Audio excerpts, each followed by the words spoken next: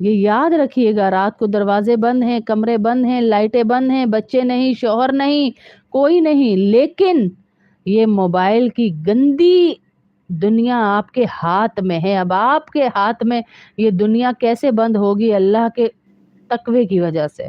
آپ کا بچہ دوسرے کمرے میں بیٹھا ہے، موبائل کی گندگی اس کے ہاتھ میں، آپ نہیں بچا سکتی اس کو، لیکن اللہ تو بچا سکتا ہے نا جی۔ اللہ سے دعا کیجیے، اللہ میرے بچے کی حفاظت کرنا، یا اللہ میرے بچے کو فتنے سے بچانا، ضرورت کے تحت یا اللہ موبائل لے کے دیا ہے، اس کو ضرورت والا ہی بنانا، اے اللہ اس موبائل سے کامیابیاں دینا، ذلتوں سے بچانا۔ کہاں انسٹا کے چکر لڑکیوں کے چل رہے ہیں، آپ دیکھیں اس موبائل پہ، میں بھی اسی دنیا میں رہتی ہوں، روز کی خبریں آتی ہیں، انسٹا سے لڑکی آتی ہے موبائل پہ، سلام ہوا، دعا ہوئی، اس کے بعد ڈیٹ ہوئی، ڈیٹ کے بعد ہوٹل سے پیسے ٹرانسفر ہو رہے، ماں باپ تک کے پیسے لڑکیاں چوری کر رہے ہیں۔ ان کو کون سی چیز ہے جو بچا سکتی ہے؟ کون سی چیز بچا سکتی ہے؟ نہ ماں باپ کی تربیت، جو ہم کہتے ہیں نا تربیتیں کریں۔ میرے سامنے بہت سی ایسی مثالیں جن بیچاریوں نے اپنی زندگی ماں باپ نے بچوں کے لیے وقف کر دی، اپنے لمحے وقف کر دیے، اپنے دین کو ان کے اندر ڈال دیا گٹی میں، لیکن ماحول ایسا اثر انداز ہو رہا ہے کہ وہ بچے ان کے ہاتھ میں نہیں آ رہے۔ تو کون سی چیز ان کو بچا سکتی ہے؟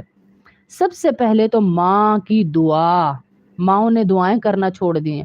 دوسرے تقوی، اللہ کا ڈر ڈال دیجئے۔ وہ نہیں بھی سنتا نا آپ کی بات، نہیں بھی سنتی لڑکی، بولتی رہیے کنٹینیوسلی، کیونکہ یہ سائنس نے بھی ثابت کیا ہے، جب آپ کسی کو کوئی بات بول دیتے ہیں، وہ سنے یا نہ سنے، اس کے کانوں سے اس کے دماغ میں، دماغ سے دل میں، دل سے باڈی پہ اثر ضرور جاتا ہے۔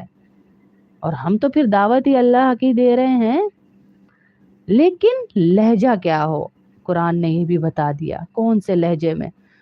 یہ نہیں ہو تو برباد ہو جائے گی، تو برباد ہو جائے گا، تو ماں کی نہیں سنتا، تو باپ کی نہیں سنتا، تجھے کہیں کامیابی نہیں، لکھ لو انشاءاللہ یہ بدنام ہوگا۔ ارے ماں باپ ایسے کیسے بول سکتے ہیں؟ اللہ، آمین آمین آمین۔ تو قرآن ہمیں بتا رہا ہے کیسے، دیکھیں ذرا، کس کافر کو کہا جا رہا ہے؟ فرعون کی بات آ رہی ہے، انا ربکم الاعلی، میں سب سے بڑا رب ہوں۔ فرعون کہہ رہا ہے میں ہوں بڑا رب، بھائی مجھ سے بڑا کوئی ہے ہی نہیں، میں ہوں بڑا رب۔ اس کے پاس بھیجا جا رہا ہے موسیٰ علیہ السلام کو، اور موسیٰ علیہ السلام کو تاکید کیا کی جا رہی ہے؟ کہ نرمی سے بات کرنا۔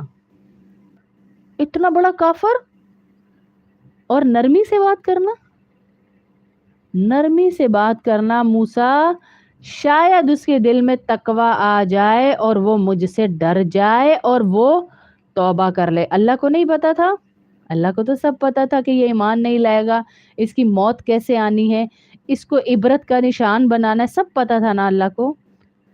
صرف ہم دعوت دینے والوں کو اور سمجھانے والوں کو، جو پیرنٹس ہیں ان کو بتایا جا رہا ہے کہ اگر کوئی کفر کی اتنی حدیں بھی پار کر جائے پھر بھی بات نرمی سے ہی کرنی ہے، کیونکہ ہم اللہ کی رحمت کی طرف کسی کو لا رہے ہیں، ہم اللہ سے دور کرنے کے لیے پیدا نہیں کیے گئے۔ اور بھائی تجھے اللہ بخشے گا ہی نہیں، تیری تو بخشش ہی نہیں ہے، تو جہنم میں ہی جائے گا۔ کیوں جائے گا بھائی؟ اتنی سی کر دی اللہ کی جنت، اتنی سی کہ کسی کو جانے ہی نہیں دینا اس میں۔ دل میں دعا کیجئے، بے شک انسان ہے، غصے میں نکل بھی جاتی ہے بات، پر دل میں دعا کیجئے۔ غصے کی دعا میں نے پہلے بھی آپ کو بہت سارے واقعات بتائے کہ غصے کی دعا بہت قبول ہوتی ہے۔ امام کعبہ آپ کے سامنے ہیں، امام کعبہ آپ کے سامنے، ان کی دعا، ان کی والدہ نے غصے میں انہیں دعا دے دی، جا تو امام کعبہ بن جا۔ وہ کہتے ہیں میں اپنی ماں کی دعا کے پیچھے یہاں بیٹھا ہوا ہوں، ممبر رسول نصیب ہو گیا ہے، ممبر رسول نصیب ہو گیا۔ اسی طرح فرماتے ہیں مولانا طارق جمیل کہ میں ایک شخص سے ملا، اس کی عربی بڑی اچھی تھی پر وہ عربی نہیں تھا، وہ پاکستانی تھا، اس کی عربی ایسی کہ وہ عربیوں کی طرح عربی بولے۔ تو وہ شخص کہتا ہے جی اس کے پیچھے بھی حدیث ہے۔ وہ کہتے ہیں اچھا کیا؟ کہا میں نے ایک حدیث سنی کہ غصہ